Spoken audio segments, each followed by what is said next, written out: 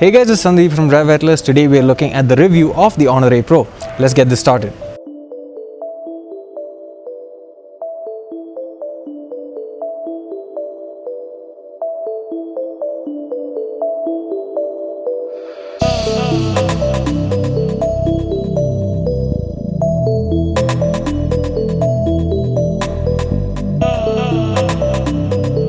So let's start with the design itself. The Honor 8 Pro builds on the basic design of the Honor 8, but what's different is that you get a unibody metal design instead of the glass back of the Honor 8. The device itself is a bit bigger too, since you get a 5.7-inch 1440p panel up front. It's an IPS display, but you get really good contrast ratio and quite deep blacks that are similar to an AMOLED display.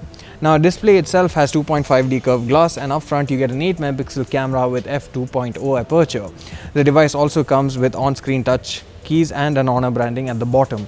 In terms of build quality, it's really solid and it feels good to hold. The weight distribution is on point and it has a really nice feel in the hand as well, and it's easy to grip due to the matte finish at the back. It's available in two different colors, one which is blue, which is my favorite, and this black as well. The fingerprint scanner at the back is really accurate and is really fast at sensing fingers, but there is the difference compared to the Honor 8 since this is not clickable anymore. You do get an inner chamfered edge and it still supports gestures, but you can't actually use the fingerprint sensor as a button and assign shortcuts to that like you could on the Honor 8 itself. At the top you have an IR blaster as well as a secondary microphone, while you have the USB Type-C port, the audio jack and the loudspeaker at the bottom. In terms of audio quality, it's quite good in terms of the loudness through the speaker, but the audio quality through the headphones or the earphones are not exactly class leading in any way, but overall it's still a really good experience. Coming to the internals, this phone has 6GB of RAM, 128GB of storage that's expandable using the hybrid dual SIM card slot, and it's also powered by an in-house Kirin 960 chipset. It's quite good in terms of performance and is really fluid as well, and comes with Android 7 Nougat out of the box. There's EMUI 5.1 on top, but overall it's pretty fluid and doesn't really add too much of a UI layer over the stock Android itself. Battery life on the Honor 8 Pro is really amazing thanks to the 4000 mAh battery that also supports fast charging, but you have to make use of the bundled stock charger as well as the USB cable in order to get the full fast charging speeds.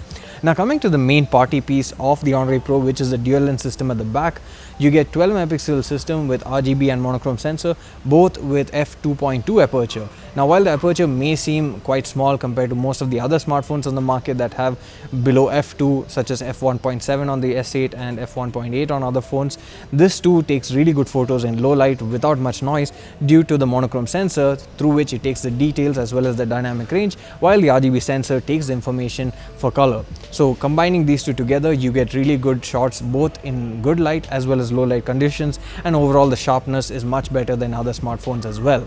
You also get a dual tone LED flash here, and the video recording too is now supported up to 4K resolution. What is different also is that on the Honor 8 you never could use the monochrome mode especially, but in this you can still use the monochrome mode, and although it doesn't have the Leica branding, it works just as well as the P series or the Mate series from Honor itself. Overall, the Honor 8 Pro is quite a good handset, and in my opinion is the best handset in terms of value for money available in the Indian market. At an asking price of Rs 29,999, this even bests the OnePlus 5 in terms of value for money. And if you're looking for a smartphone with great battery life, great display as well as a great camera, this is one of the best smartphones that you can buy on the market right now. You can buy the smartphone from Amazon exclusively through a link in the description below. That's it for the review, guys. See you again in the next one. Thanks for watching.